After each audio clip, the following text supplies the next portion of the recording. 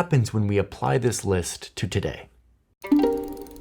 After decades of more and more countries becoming liberal democracies, meaning democracies that prioritize individual rights and try to ensure that everybody gets treated equally by the law, the world has seen a reversal. There is a decline in liberal democracies around the world. That's what this chart is showing.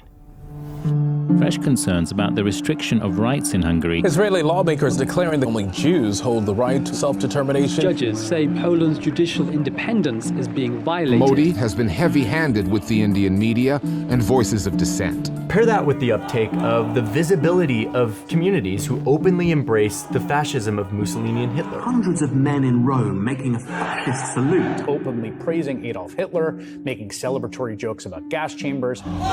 Young white men.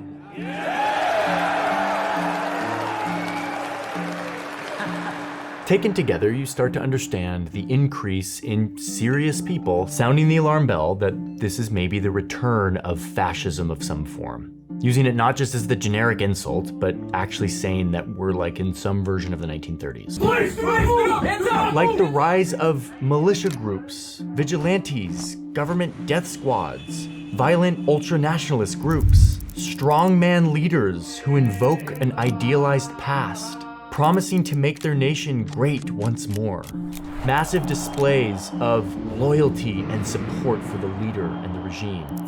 And of course, blaming the country's problems on some kind of outsider. We're even seeing the first expansionist ground war happening on the European continent since World War II. A full-scale invasion of Ukraine. I see some elements of this, but no country checks all of the boxes like Hitler and Mussolini did, which either means there's no fascism, or it means that the checklist by itself has a sort of limited usefulness. Can it be fascism unless it checks all the boxes? Or are some of these so dire and scary that you check one or a couple of these and that's fascism? There is no fascism without dictatorship. The destruction of democracy is central to what fascist politics. What the fascists did is to use democratic means to destroy democracy from within. Finkelstein says that in order for it to be fascism, it has to oppose not just communism, but democracy itself. It might play by the rules of a democratic system at first, but ultimately, fascism wants to destroy democracy, destroy votes and parliaments. And in most of the places that critics use the F word to describe, these nationalist leaders still operate within some kind of democratic system, even if it's just in name.